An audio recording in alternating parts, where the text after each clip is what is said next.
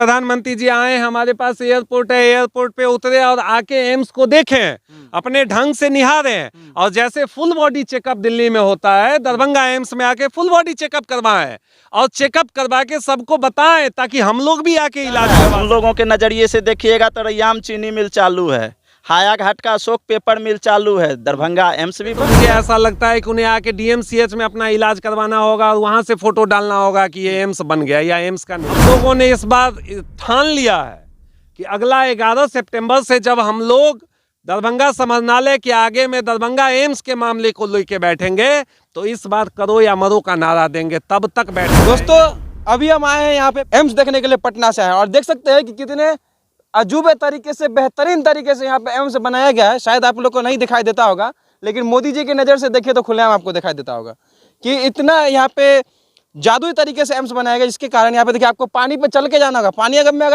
आपका पैर गया तो आपको एम्स नहीं दिखाई देगा। और यहाँ के लोग हैं जिनसे हम बात करेंगे कि इनको अगर एम्स दिखाई दे रहा है कि नहीं दे रहा है, क्योंकि मोदी जी को तो यहाँ पे जरूर दिखाई दे रहा है। आपको एम्स यहाँ पे दिखाई दे रहा है? देखिए, मैं इस देश का प्रधानमंत्री के पोस्ट पे बैठा हुआ शख्स के बारे में इससे ज़्यादा क्या बताऊं कि उनका रिसर्चर कौन है, वो क्या बोलते हैं नहीं बोलते हैं। कभी कभी हंसी लगता है।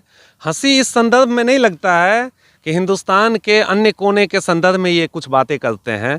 जब भी हिंदुस्तान के में मिथिला की बात होती है, हमारी बात होती है, हमारे एरिया की, हमारे क्षेत्र की बात होती है, तो पता नहीं यहाँ दिल्ली में बैठे हुए सत्ताधीश होते हैं या पटना में बैठे हुए सत्ताधीश होते हैं, सब एक तरीके से सोचते हैं। उन्हें लगता है कभी रैली में आते हैं, 2-4 लाइन मैथिली बोल के की हाल चाल है और सारे लोगों का वोट गैदर करके लेके चले जाते हैं। उन्हें लगता है कि मैं एम्स की बात कर देता हूं, मैं एयरपोर्ट की बात कर देता हूं और सारा का सारा वोट मिल जाता है। मैं कहता हूं समय बदला है, आपको अब अपना आईना बदलना पड़ेगा, अपना चश्मा बदलना पड़ेगा, अपना देखने का तरीका बदलना पड़ेगा। अगर आप दरभंगा एम्स की बात करते हैं तो मैं जिस भूमि पे खड़ा हूं उस भूमि पे मिट्टी भरा होना चाहिए था, उस भूमि पे अभी बिल्डिंग का निर्माण होना चाहिए था, या आप शिलान्यास करने के लिए आते। ये झूठी बातें करना बंद कीजिए। आपको यहाँ पे दिखाई दे रहा है कि नहीं, ये बताइए ना पहले। एकदम नहीं दिखाई दे रहा। आप देखिए ना, चारों मोदी जी कह रहे हैं एम्स बना दिए हम। मैं तो कह रहा हूँ कि उनके आंखों से भी मैं देखता हूँ तो मुझे चारों तरफ पानी दिख रहा है। लगता है जैसे साबरमती के रिवर फ्रंट पे खड़ा हूँ और वहाँ चारों तरफ पानी दिख रहा है, या पटना में जो अभी मुख्यमंत्री साहब ने जो रिवर फ्रंट बनाया है, मैरीन ड्राइव बनाया है, वहाँ पे खड़ा हूँ। मैं ये कहता हूँ कि मुख्यमंत्री साहब ही 2500 बेड की बात करते हैं डीएमसीएच के लिए। डीएमसीएच में भी आप जाइएगा तो पानी के अलावा कुछ भी नहीं मिलेगा। ये हम लोगों का दुर्भाग्य है। मोदी जी कह रहे थे कि यहाँ पे अब पेशेंट भी आता है, यहाँ पे डॉक्टर भी इलाज कर रहे हैं, और आप कह रहे हैं यहाँ पे बना ही नहीं है। होता है इलाज। शायद खुली आंख से मुझे नहीं दिखाई देता हूँ, मैं चश्मा लगा लेता हूँ, उसके बाद देखता हूँ कि शायद दिखाई दे कि नहीं दे।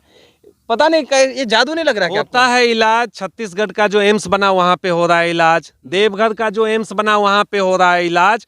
यहाँ पे तो मुझे ऐसा लगता है कि उन्हें आके डीएमसीएच में अपना इलाज करवाना होगा और वहाँ से फोटो डालना होगा कि ये एम्स बन गया या एम्स का निर्माण हो गया।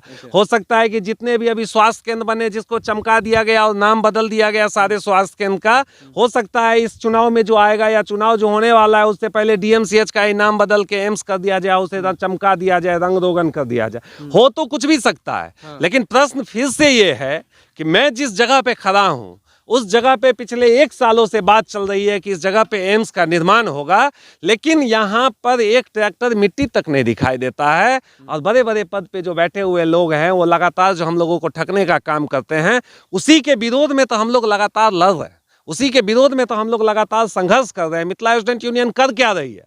हम लोगों ने इस बार ठान लिया है कि अगला 11 सितंबर से जब हम लोग दरभंगा समाहरणालय के आगे में दरभंगा एम्स के मामले को लेके बैठेंगे तो इस बार करो या मरो का नारा देंगे, तब तक बैठे रहेंगे। यहाँ के सांसद कह रहे हैं, यहाँ के सांसद कह रहे हैं कि नीतीश कुमार अटकाने भटकाने लटकाने का काम कर रहे हैं, और मोदी जी कह रहे हैं एम्स बन गया। भाई लोचा का सांसद जी क्या कह रहे हैं, विधायक जी क्या कह रहे हैं, मुख्यमंत्री क्या कह रहा है, प्रधानमंत्री क्या कह रहा है, इन विवाद में हमें नहीं फंसना है। मैं तो एक सीधा सा सवाल करता हूँ, पिछले 8 सालों से मोदी जी, आपके हिसाब से मोदी जी झूठ बोल रहे हैं। 9 सालों से सत्ता है मोदी जी का, इसमें 7 साल दोनों एक साथ रहे हैं, नीतीश कुमार और मोदी जी। अभी दोनों अलग हुए हैं, 1.5 साल 2 साल ही तो अलग हुए हैं। इन 1.5 साल 2 साल में दोनों एक दूसरे से लड़ने का काम कर रहे हैं। कल कौन ठीक दोनों एक दूसरे के साथ बैठ जाएंगे और हम लोगों को भटका रहे हैं, हम लोगों को बिना मतलब का बरगलाने का काम कर रहे हैं, वोट लूटने का काम कर रहे हैं। मैं कहता हूं कि अगर राज्य सरकार की इच्छा शक्ति होती तो यहाँ मिट्टी भरवाने का काम करता, तब ना वो जाके केंद्र सरकार को कहती कि एम्स नहीं बन रहा है। केंद्र सरकार की इच्छा शक्ति होती तो उसकी टीम आती और जैसे साबरमती रिवर फ्रंट को दिया, वहाँ पे दलदली जमीन में बनाया, जैसे मुद्रा पोर्ट को बनाया, मुद्रा में जाइएगा 1 रुपये हेक्टेयर जमीन देके वहाँ पे अडानी को देके मुद्रा पोर्ट बनाने का काम किया गुजरात में। उसी तो यहाँ के जमीन को एक लाइन में एक कागज बढ़ा के देती कि हाँ भाई आप बनाओ। दोनों में से किसकी इच्छा शक्ति आपको लगती है? मुझे तो नहीं लगता है किसी की इच्छा शक्ति है। इच्छा आपको नहीं लगती है। यहाँ पे एक और भाई साहब जिनसे हम बात करेंगे कि क्या आपको एम्स दिखाई दे रहा है? मोदी जी की नज़रों से देखिएगा, अपने नज़रों से नहीं, क्योंकि मोदी जी के नज़र से ही दिखाई दे सकता है। देखिए वो राजनेता हैं, राष्ट्र नेता हैं, वो कुछ भी बोल सकते हैं, कुछ भी बोल सकते हैं। आप प्रधानमंत्री के बारे में बोले कुछ ही बोल सकते हैं। देखिए कुछ भी बोल सकते हैं। जुमला ही तो चल रहा है, मिथिला वासियों को ठगा ही तो जा रहा है। उन लोगों के नज़रिए से देखिएगा तो रैयाम चीनी मिल चालू है, हायाघाट का अशोक पेपर मिल चालू है, दरभंगा एम्स भी बन गया। लेकिन हम ऑन द स्पॉट खड़े हैं, हम यहाँ के लोकल लोग हैं। आप देखिए चारों बगल अभी पूरा मिथिला सूखाग्रस्त है सरकार की नज़रों में। थोड़ा सा बारिश 3 दिन हुआ, इस जगह को देखिए जलमग्न हो गया। ये सिर्फ आज जो दरभंगा एम्स है राजनीति का एक मुद्दा बन के रह गया है। लोगों को ठगा जा रहा है, पूरे 8 करोड़ मिथिलावासियों के भावना के साथ खेला जा रहा है, खिलवाड़ किया जा रहा है, जिसका परिणाम मालूम है आपको? एक बात मालूम है, एम्स के नाम पर 309 करोड़ रुपए यहाँ के गोपू भैया उठा ले, मतलब यहाँ के सांसद जी। देखिए क्या उठाए क्या नहीं उठाए, एम्स के नाम पर एक जगह जमीन भरा भी गया और मिट्टी कहाँ से ले जाया गया, तो यही पंचो पंचायत का बलिया मौजे से, जहाँ अभी हम लोग खड़े हैं, यहीं से मिट्टी ले जाकर वहाँ भरा भी गया। लेकिन क्या पता नहीं राज्य सरकार और केंद्र सरकार की मिलीभगत है। हम तो कह रहे हैं कि इन लोगों की इच्छा शक्ति ही नहीं है, ये लोग सिर्फ मिथिलावासी को ठगना जानते हैं। हम आपके माध्यम से पुनः एक बार कहना चाहते हैं, आने वाले चुनाव में मिथिलावासी सभी आम जन के सहयोग से अपने नेता को चुनेंगे जिसका दूरगामी सोच हो, जिसका मिथिला के विकास के प्रति प्रतिबद्धता हो, वो जो यहाँ के शिक्षा के लिए लड़े, जो यहाँ के चिकित्सा के लिए पटना और दिल्ली में धरना दे, जो यहाँ रोजगार के लिए, जो आज से 40 साल पहले मिथिला संपन्न हुआ करता था। 16 चीनी मिल थे, यहाँ जूट मिल थे, पेपर मिल थे, कल कारखाने थे, लेकिन आज के समय में सारे के सारे बंद हैं। सिर्फ और सिर्फ मिथिलावासी को वोट बैंक का राजनीति बताया जाता है, वोट बैंक इनके भावनाओं के साथ खेला जाता है। तो इस बार मिथिलावासी एक भी नेता को अपने मिथिला क्षेत्र में टपने नहीं देना जा रहे हैं। लोग उनका रुकाव करेंगे, उनका घेराव करेंगे।